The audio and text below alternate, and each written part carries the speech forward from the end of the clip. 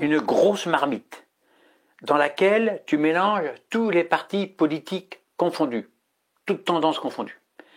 Et avec une grosse cuillère en bois, eh bien, ce que tu fais, tu mélanchonnes comme ça, avec force et vigueur. Tu macronises, tu bardélises toute cette ratatouille avec amour. Et là-dedans, eh bien, voilà ce que tu fais.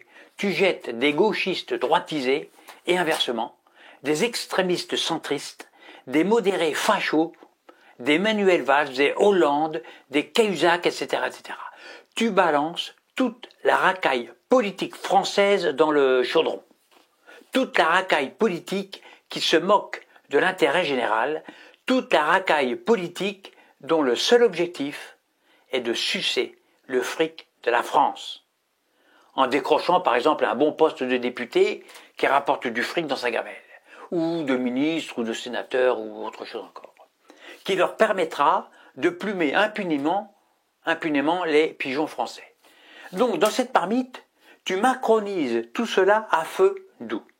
Tu remues paisiblement pour qu'ils s'entretuent avec fureur dans la marmite. Tu laisses mijoter la bouillabaisse tranquillou, tranquillou. Tu laisses macroniser les ingrédients. Tout ce mélange est explosif en goût. Et ça pue. La macronisation, qui est une technique de cuisson vieille comme le monde, c'est diviser pour mieux régner, consiste à ajouter une épice fabuleuse, une épice importée du Proche-Orient, directement du Proche-Orient, une épice, mais alors miraculeuse, au pouvoir détonnant. Eh bien, c'est quoi cette épice? C'est quoi? Eh bien, c'est évidemment l'antisémitisme. L'antisémitisme. L'antisémitisme a le pouvoir de faire exploser les saveurs qui sont enfouies dans chaque ingrédient contenu dans la marmite. L'extrême droite, anciennement antisémite, va frémir. L'extrême droite va accuser la gauche d'antisémitisme, qui elle va bouillir, elle va s'énerver, alors qu'hier encore c'était l'inverse.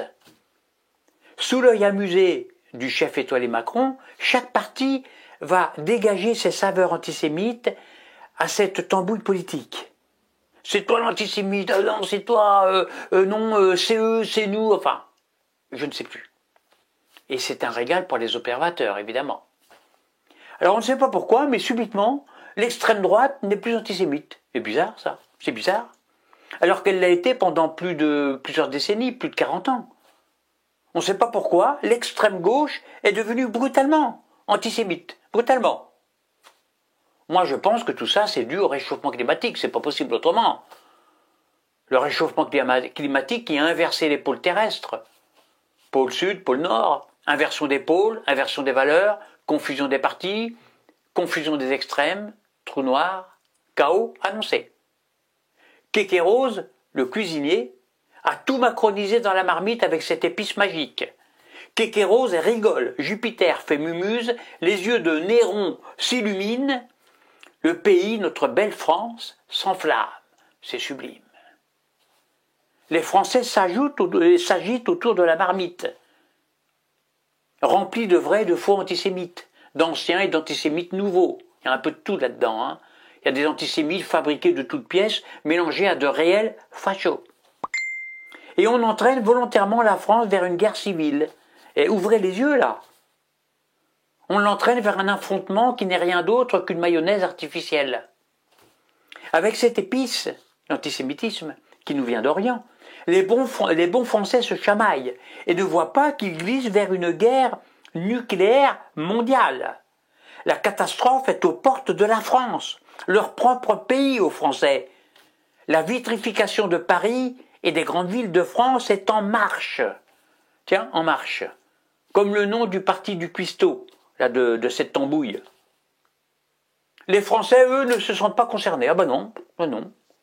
Leurs yeux restent rivés sur la marmite qu'on leur a apportée, qu'on leur a imposée, et qu'on a bien épicée, salée, poivrée et antisémitisée. À bientôt pour une prochaine vidéo.